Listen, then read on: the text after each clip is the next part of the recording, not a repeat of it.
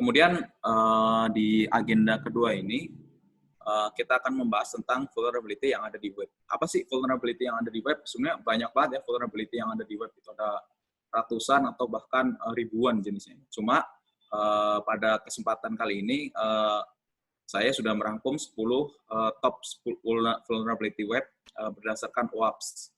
Apa itu OWASP? OWASP itu adalah Open Web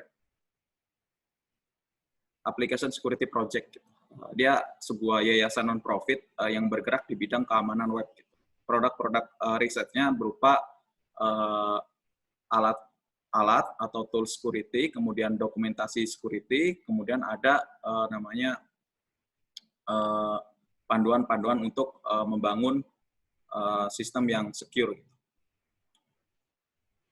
Nah, 10 web vulnerability versi OWASP ini ada, yang pertama ada injection, yang kedua broken authentication, yang ketiga sensitive data exposure, yang keempat ada XML, external entity atau XEE, yang kelima broken access control, yang keenam ada security misconfiguration, kemudian yang ketujuh ada cross-site scripting, yang kedelapan ada insecure deserialization, 9 adalah using komponen dengan vulnerability yang sudah diketahui, dan yang 10 ada insufficient login and monitoring.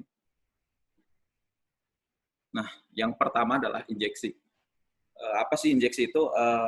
Vulnerability karena injeksi itu adalah dia vulnerability yang memungkinkan suatu attacker ini menyerang aplikasi kita dengan menyisipkan kode-kode ke dalam aplikasi kita melalui request tadi. Kayak misalkan kita ada aplikasi web kita ada form-form. Ada form pendaftaran, ada form registrasi, ada form login gitu. Nah, kalau misalkan aplikasi kita nggak secure, maka attacker bisa melakukan injeksi melalui form-form tersebut. Misalkan form tersebut harusnya diisi email gitu. Tetapi karena dia nggak secure, alias dia punya celah keamanan, maka di form tersebut dia bisa dimasukkan kode-kode berbahaya, sebenarnya nggak berbahaya, kode-kode injeksi yang bisa membuat server atau web kita mengeluarkan data-data yang tidak seharusnya dikeluarkan. Nah, pada contohnya SQL injection ya, contoh vulnerability injection. Nah, dia memanfaatkan celah keamanan yang ada pada SQL gitu. Nah, apa sih dampaknya ketika bisa aplikasi web kita terserang SQL injection gitu? Ya kalau misalkan SQL injection kan ke database ya. Jadi secara langsung attacker bisa melakukan mengambil data kita atau bahkan sampai memodifikasi data kita gitu, atau melakukan input, update dan delete data kita, atau bahkan mematikan service yang ada di service database yang ada pada server kita. Kemudian yang kedua ada broken authentication. Nah, broken authentication adalah vulnerability yang memungkinkan penyerang melakukan manual atau otomatis untuk mencoba mendapatkan hak akses akun atau apapun yang mereka ingin dalam suatu sistem, atau bahkan lebih buruk lagi untuk mendapatkan kontrol akses penuh terhadap sistem tersebut ya. Ini maksudnya adalah autentikasinya adalah buruk gitu. Misalkan kayak penggunaan password yang lemah, kemudian halaman loginnya bisa di brute force gitu, bisa dicoba satu-satu gitu. Misalkan username-nya ada 1, passwordnya ada 1000 gitu, dicoba satu-satu gitu. Nah, itu tipe broken authentication. Kemudian ada sensitive data exposure ya. Tipe vulnerability ini sebenarnya nggak terasa sebenarnya, nggak terasa kayak celah keamanan gitu, karena dia hanya menampilkan data gitu. Tapi data-data tersebut, data-data sebenarnya data yang sensitif. Contohnya kayak misalkan dia menampilkan informasi-informasi kayak misalkan nomor KTP, kemudian nomor kartu kredit, kemudian atau bahkan kita ya secara nggak sengaja gitu di sosial media gitu. Kita foto KTP kita, kemudian kita update di status Facebook misalkan. Captionnya gini, wah udah lama nih KTP nggak jadi gitu. Tapi secara tidak langsung kita mempublish data sensitif kita, personal identifikasi kepada orang lain gitu, pada publik namanya. Mungkin kita senang atau apa atau bangga gitu. Tapi suatu ketika bisa jadi data kita dimanfaatkan gitu, oleh orang yang tidak bertanggung jawab atau attacker. Bisa jadi data kita dicuri gitu. Ketika attacker ini mau beli mobil misalkan, dia pakai identitas KTP kita gitu.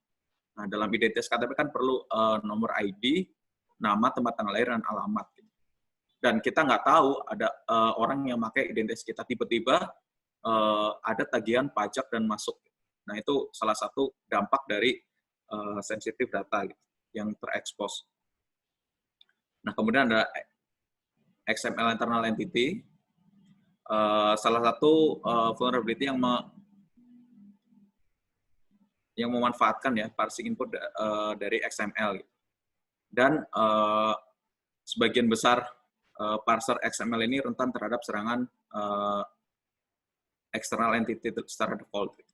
Nah, dampaknya dari XML external entity adalah yang pertama, si attacker bisa mengekstrak data, kemudian bisa menjalankan perintah jarak jauh atau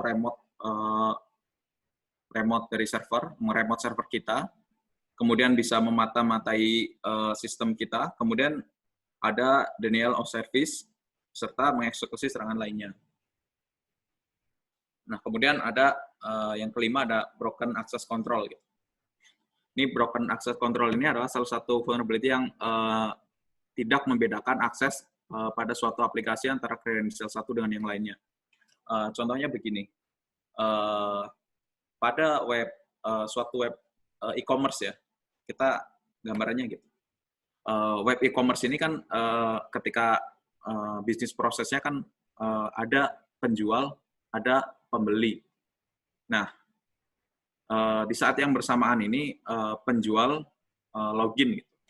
Nah, di dalam fitur-fitur si penjual ini kan ada pertama pasang harga, kemudian jumlah produknya berapa, kemudian ada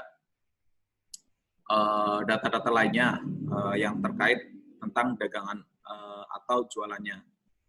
Nah, sementara seharusnya user biasa atau pembeli nggak bisa mendapatkan fitur tadi, gitu. Fitur untuk mengatur harga, untuk mengisi jumlah stok, untuk mengupdate data gitu. Seharusnya user biasa tidak boleh mempunyai akses terhadap fitur tersebut. Tapi karena kesalahan pembangunan aplikasi atau kelewat atau bisa jadi apapun, sehingga user biasa bisa mengakses fitur-fitur yang seharusnya tidak bisa diakses oleh user biasa.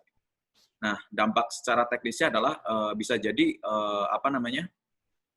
si attacker ini dia mengakses sebagai atau bertindak sebagai admin. Dia bisa hapus data atau bisa tambah data dan bisa menggunakan fungsi-fungsi istimewa lainnya gitu yang ada pada admin. Kemudian ada security misconfiguration. Ini vulnerability yang umum ada pada dunia IT.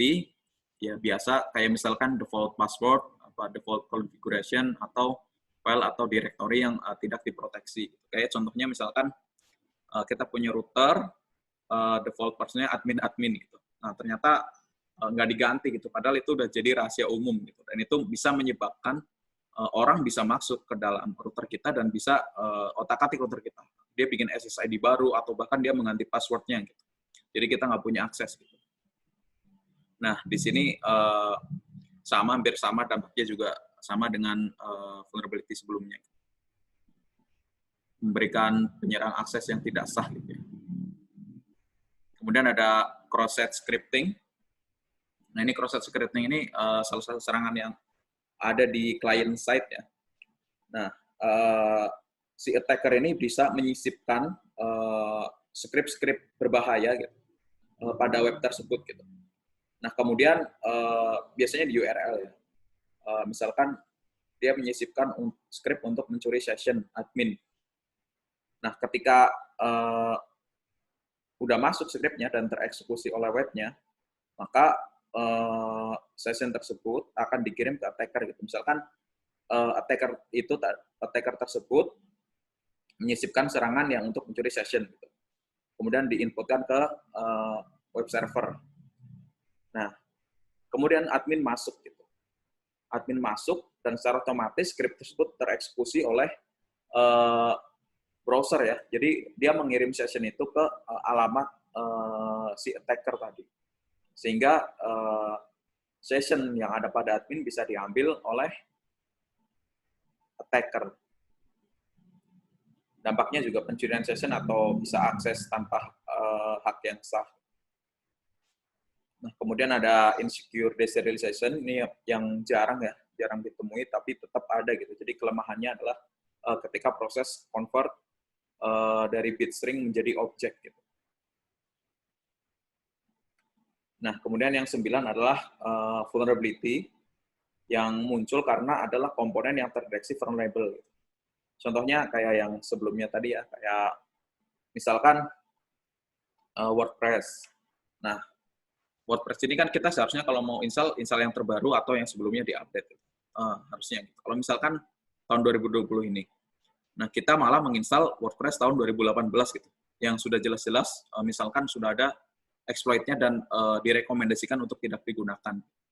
Nah, ini adalah vulnerability yang menggunakan komponen yang sudah diketahui vulnerability-nya. Kemudian ada insufficient logging dan monitoring. Nah, ini karena muncul karena sistem kita tidak termonitoring dan tidak terlogging gitu. Nah, misalkan gini, kita punya web atau server, dia udah berjalan dan running normal-normal dan nggak ada gangguan gitu. Karena normal kayak gitu, kita nggak pernah ngecek nih loggingnya kayak gimana, terus terjadi apa aja di server tersebut, kemudian siapa saja yang masuk gitu. Kita nggak pernah ngecek selama servisnya tetap jalan gitu, webnya tetap ada gitu dan aman, nggak mati. Gitu. Nah itu kelemahan yang bisa dimanfaatkan oleh attacker gitu, karena tidak dikunjungi atau tidak dimonitoring oleh si pemiliknya. Nah kemudian dari sekian banyak vulnerability, kita tadi bahas sekilas tentang 10 yang paling top dari atas di rating versi OWASP tadi ya.